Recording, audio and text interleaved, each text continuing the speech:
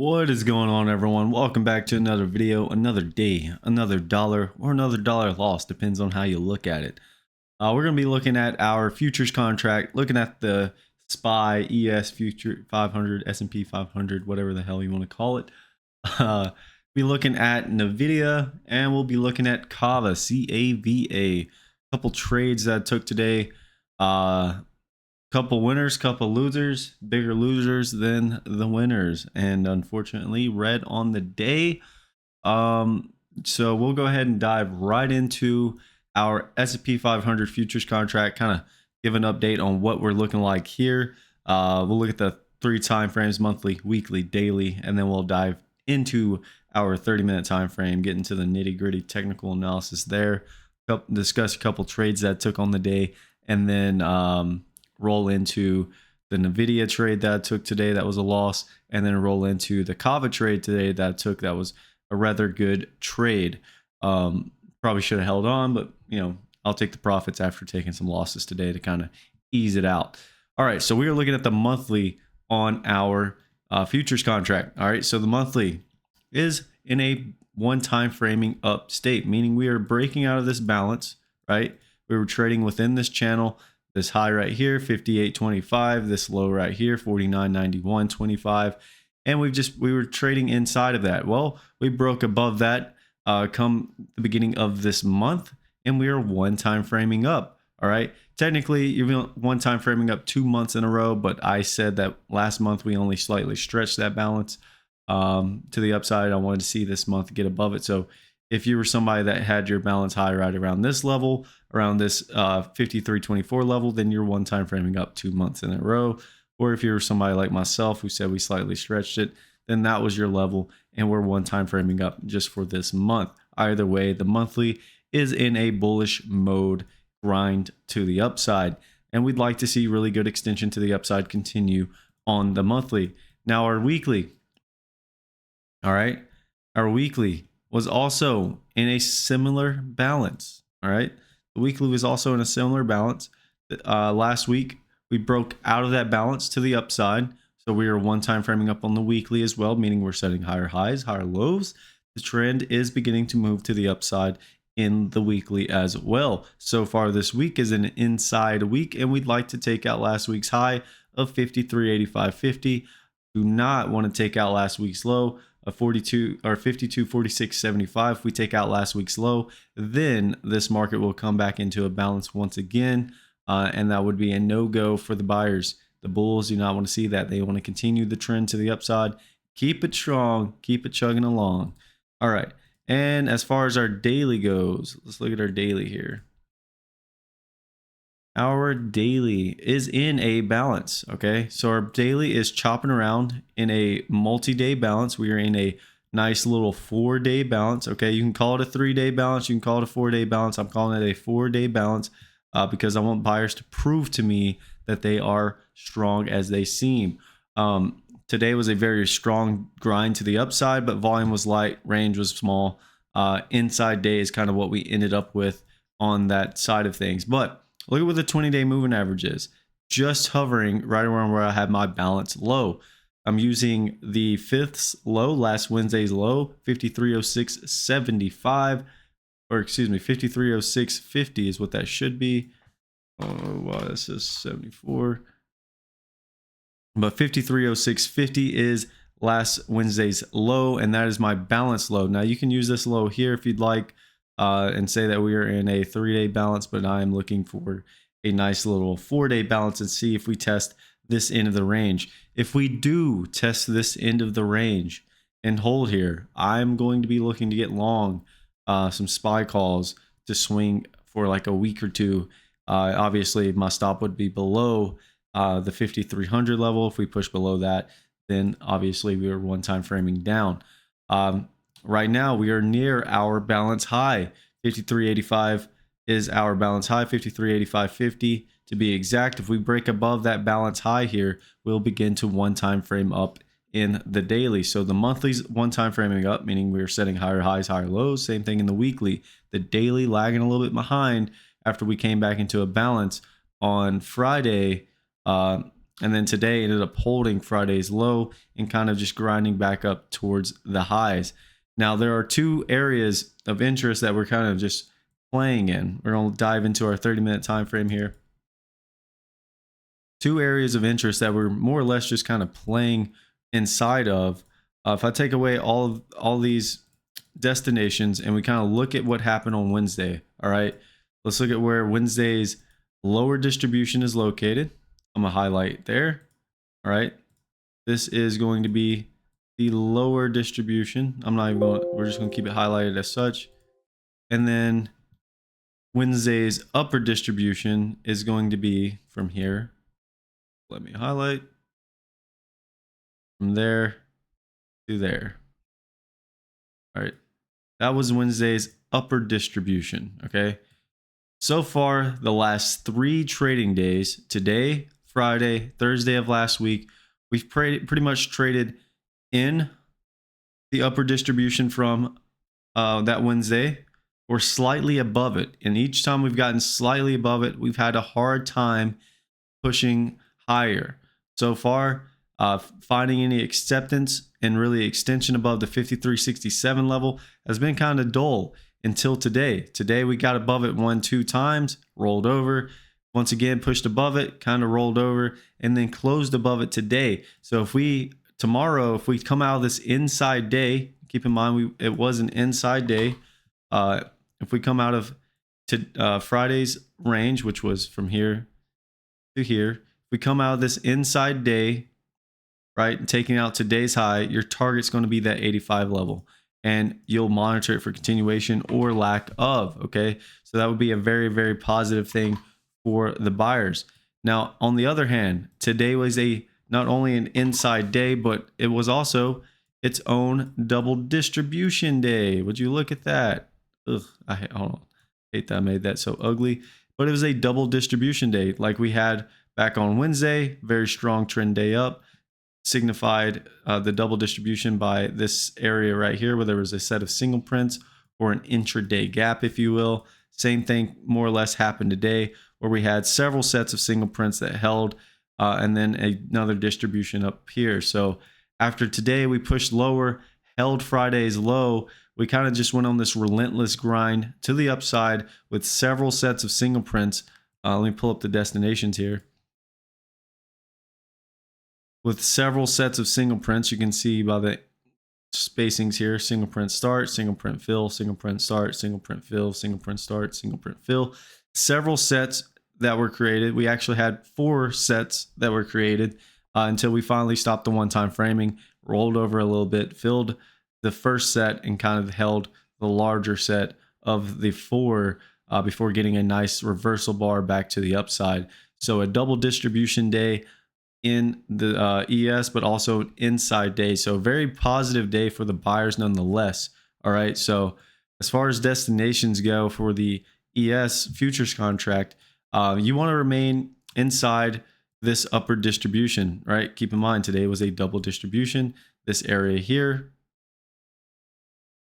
being the upper distribution, this area down here being the lower distribution. So buyers do not want to come down here and break back below 53.50 essentially. If they do, then they'll come down into that lower distribution. So buyers want to remain above 53.57. Okay, that is the lower end of the upper distribution right here with a single print start. If you break below that, you will go and fill these sets of single prints and test the lower distribution here. More or less kind of like how we did here, right? We pulled back, kind of tested the waters down here, and then boom, push back up. We're getting kind of a similar response tomorrow. Maybe we pull back, test the waters, and then boom, explode out of the inside day to the upside. That is yet to be known. All right, so buyers want to remain up here. If not, then obviously you'll go and fill all these sets of single prints on the downside. Any acceptance in that lower distribution below 53.50 essentially, you will go and test today's low, which was a poor low against Friday's low, the exact same low, right? Mechanical, the exact same low there. You get below 53.41, you will test 53.3725, where the single prints start from the trend day back on Wednesday. They fill at 53.31, and then you'll get into that lower distribution and test the balance low down here at 53.0650. All right. Now let's discuss my trades. As far as my trades go today, I took 2 trades in SPY, or using SPY. I was trading it off the futures contract, but using SPY, I traded the SPY options today. 0 DTE, probably dumb, but initial trade was a very positive trade. I took the long basically in B period to push up and go and get the overnight high. So if I pull up our 15-minute here with the extended hours, our overnight high was sitting right around this 53.60 level, okay? 53.60 was around the overnight high, and I was getting long against the previous day's low after we had held it, and I'd seen this series of lows right here kind of set in, right? We started to kind of consolidate a little bit. This 15-minute bar kind of popped up. I was like, all right, we're most likely, since we fell down here and we couldn't get the overnight low, which was down here at 38, right? 38 was, if it would let me mark it, 38 was the overnight low. We held that. We front run that overnight low several times, which is kind of nutty to me. We front ran it on Friday, right? That was the overnight low on Friday. Here was that low. Same thing today. Front ran the overnight low on Monday today and held that low of Fridays. And then because of that, odds increase that we'll go and test the other side and that upper end of the overnight range, which was 60.50. Okay, so I got long thinking we would go and get to that 60.50 level. All right, so I got long 3 contracts. It pushed up pretty good initially, and I got out. I'm trying to remember where I got out. Oh, I got out right here. As we pushed up into the previous day's range, we kind of stalled around this 53.59 level. We kind of just stalled there, more or less. I was getting kind of worried that we weren't going to get the overnight high right around this level right here. Was worried that we weren't going to get the overnight high. We kind of pulled back in, and I was like, all right, maybe they're going to front run the overnight high by a good margin. So I took 1 contract off, just kind of put some profits in the pocket. And then it continued to push up and eventually got the overnight high, which is exactly what I was looking for. And then I took the whole trade off right there, closed it out for a positive trade. All right. At the same time I was in that trade, I was looking at NVDA. All right. I was looking at NVDA. Same time I got into that long trade in SPY, I was looking at NVDA. I got short in NVDA at 118 because we had taken out. I was like, you know what? They pulled. Oh, I have to learn some hotkeys here. Sorry about that, folks.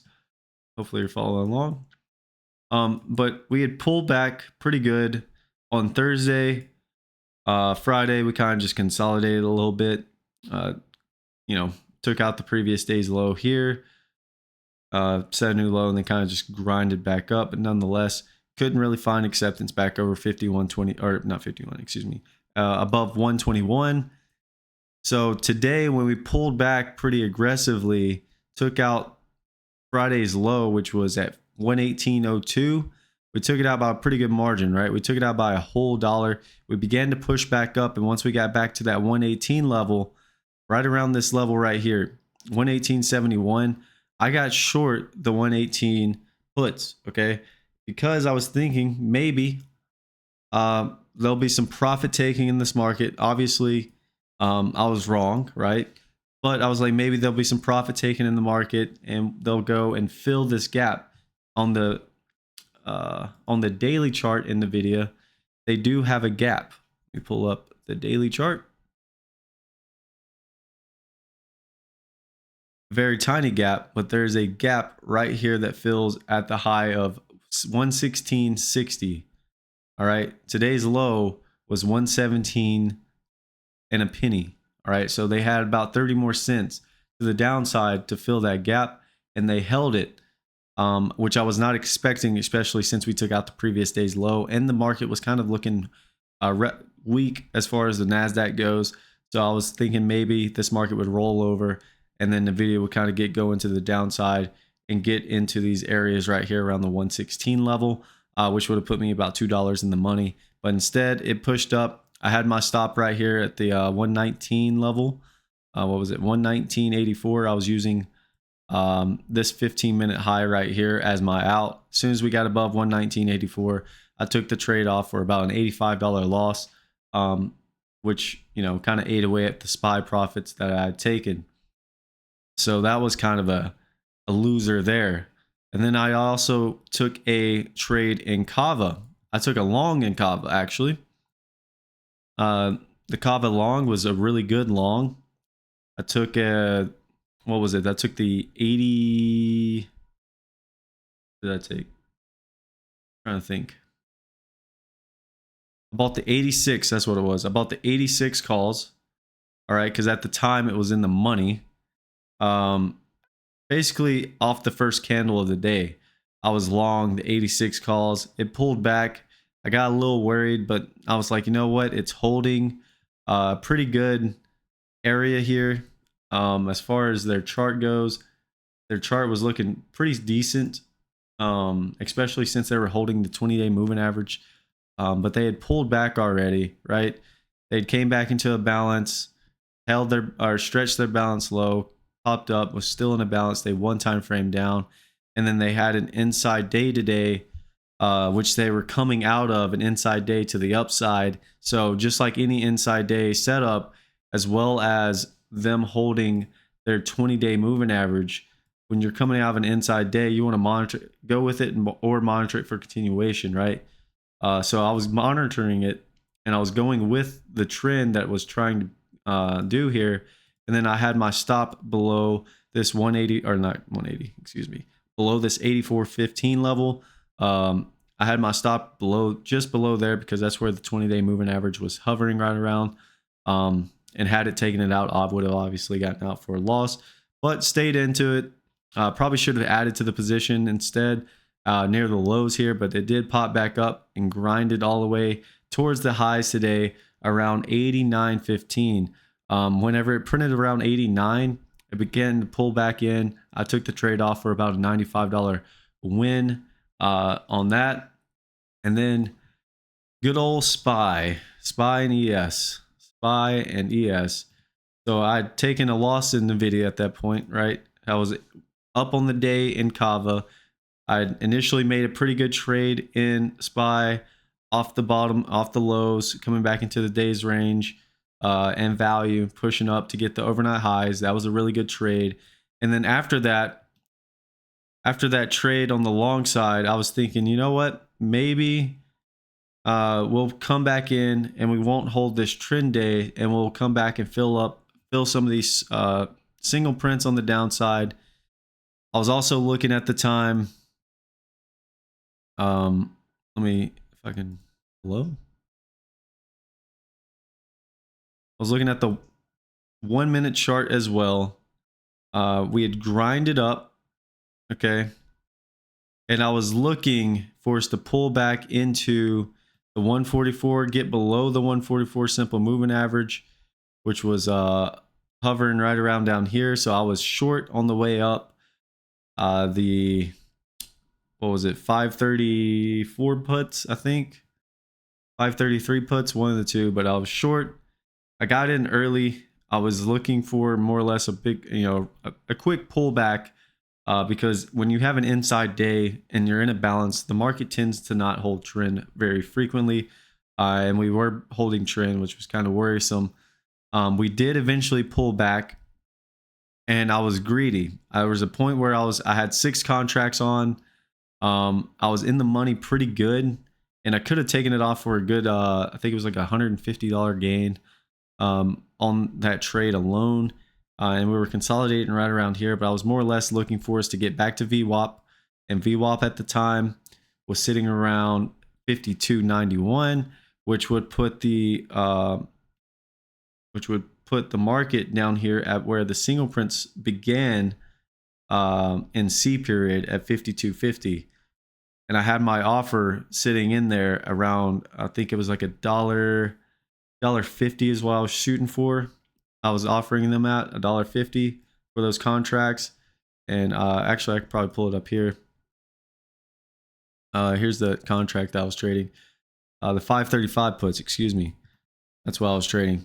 But on this push down here, I was getting in around $1, and then added around 77, 76, 64.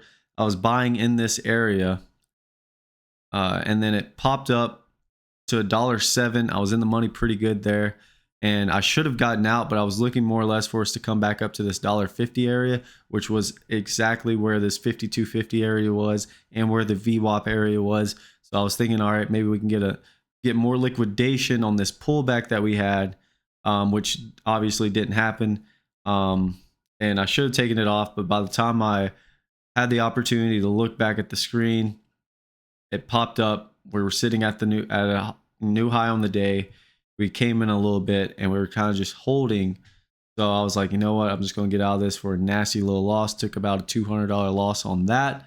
And it is what it is. Overall today was a kind of a wash day. Not very much. I think I'm down in total about 150 on the day. So, kind of trash on that. However, I shouldn't have faded the market. Instead, I probably should have waited and looked for the long, or even took them off whenever I was in the money. Instead of being greedy and looking for that target, I probably should have taken them off for a little bit of a gain on the day, especially since I was already down on the NVDA trade. But yeah, we live and we learn. We live to fight another day. Thankfully, I did get stopped out because obviously these contracts expired worthless. By the end of the day, if I would have been more stubborn, I definitely could have hurt a lot more. So happy to take the loss when I did. Just kind of sucks that to an extent I was right on the trade. The market did roll over. We did get a pullback, but it just didn't do it to the extent that I thought it would. The bulls and the buyers were very strong today, and I just ate that. So lesson learned. Hopefully we can make it back tomorrow, live to fight another day, and that's that. So if you guys did make it to the end of this video, please leave a like down below, comment, let me know what you're trading. And then obviously let me know what you would have done in my situation, right? Would you have taken the profits if it came in? Would you have been looking to buy? What would have you done a little bit differently if you were me? With that being said, ladies and gentlemen, thanks for stopping by. I hope you all have a fantastic day. Catch you in the next one. See you.